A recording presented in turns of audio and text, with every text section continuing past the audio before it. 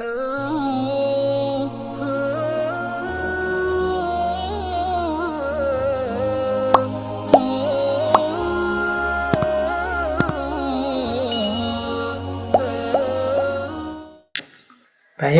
kita mulai. Sekarang kita hubungkan mimpi ini dengan aspek yang berhubungan dengan minggu lalu ya, mengenali diri dan membentuk diri. Ini mengenali dan membentuk diri ini dua hal yang saling berangkai. Kalau hanya mengenali saja ya sifatnya mungkin pasif. Sementara manusia itu makhluk yang dinamis. Dia bisa berubah, bisa berkembang. Oleh karena itu, ya kita harus mengenali diri kita dulu pertama-tama, kita ada di mana, kekurangan, kelebihan kita apa. Setelah itu mari kita bentuk diri kita sesuai keinginan, sesuai ideal-ideal yang ingin kita tetapkan. Berarti apa? Memahami seseorang itu tidak hanya dari bagaimana dia sekarang, tapi juga bisa dari apa yang dia inginkan, apa yang dia harapkan, apa yang dia mimpikan. Ada orang baiknya luar biasa, tapi kok ya mimpinya rusak misalnya. Dia mimpi ingin unggul dan menguasai seluruh kekayaan misalnya.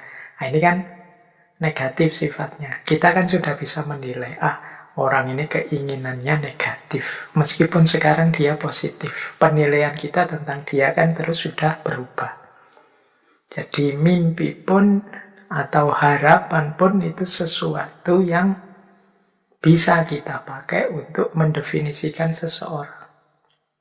Ada orang jahat misalnya, perampok, maling, atau apalah kejahatan apa, koruptor. Dua orang misalnya, yang satu merasa sudahlah, saya ini sudah rusak, sudah jahat, ya sudah selesai, biar saja saya jahat.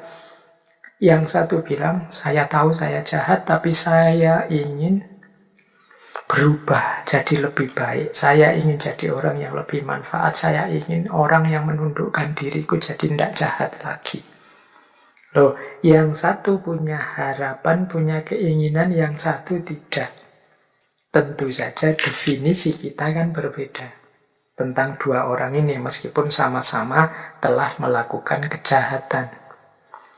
Jadi di titik ini bisa kita simpulkan, mimpi juga bisa kita pakai jadi ukuran untuk menilai, untuk memahami diri. Ya kalau sebagaimana judul bulan ini, Who am I? Berarti mari kita pahami mimpi-mimpi kita. Loh Pak, kok tidak ada Pak? Saya tidak punya mimpi. Yo, mari kita berani bermimpi kalau begitu. Wong manusia itu dinamis ya. Mari kita pastikan dinamika hidup kita itu ke arah yang lebih baik. Nah, ke arah yang lebih baik ini kan namanya mimpi, harapan, cita-cita.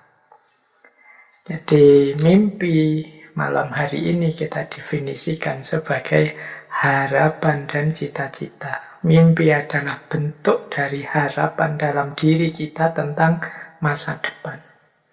Mimpi adalah tujuan yang ingin kita wujudkan. Mimpi adalah dorongan dalam diri kita, motivasi dalam diri kita untuk berusaha, untuk mencapai sesuatu, meskipun banyak kesulitan. Jadi disinilah pentingnya mimpi. Kalau tidak ada mimpi, tidak ada harapan, tidak ada cita-cita, tidak ada keinginan, dunia ini pasti tidak berkembang. Dunia ini jadi sedahsyat ini hari ini itu pasti lahir dari mimpi demi mimpi yang terwujud. Baik, jadi disinilah pentingnya mimpi. Dengan mimpi kita jadi paham orientasi hidup kita. Dengan mimpi kita jadi tahu orang seperti apa kita. Ketika kita punya mimpi-mimpi terus kita baca, oh ternyata keinginanku itu ini. Oh ternyata aku ini lebih mengutamakan karir pekerjaan dibandingkan pasangan. Oh ternyata aku ini lebih mengutamakan kekayaan daripada jabatan misalnya. Oh aku ini orang yang agama nomor 1, kalau jabatan nomor 2. Ini kan bisa kita deteksi dari mimpi-mimpi dan harapan kita. Sayangnya, ini sayangnya ya, banyak di antara kita yang tidak sadar dengan mimpinya atau tidak mau bermimpi. Seperti saya bilang, banyak orang yang pokoknya mengalir saja lah Pak, dijalani, pokoknya situasi yang terjadi apa diikuti saja, nanti kalau ada peluang ya diambil. Kan banyak yang punya prinsip seperti ini.